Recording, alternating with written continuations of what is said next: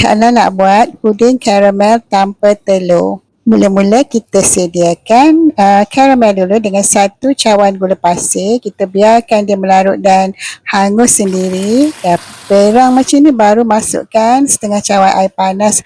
Hati-hati sebab ia akan mercik dan panas.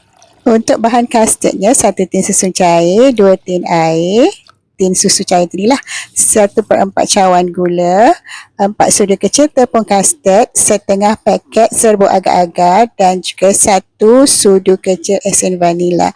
Yang ni kita larutkan dahulu, kemudian bagi dia kacau sebati, barulah naikkan di atas api yang perlahan dan terus kacau sampai dia meruap, mendidih.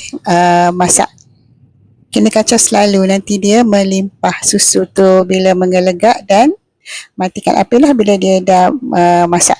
Bolehlah tuangkan ke dalam loyang yang berisi karamel tadi, kemudian sejukkan pada suhu bilik dahulu, baru sejukkan ke dia di dalam peti sejuk. Bila nak makan tu terbalikkanlah daripada acuan loyang dan Kak Ana hias dengan buah peach.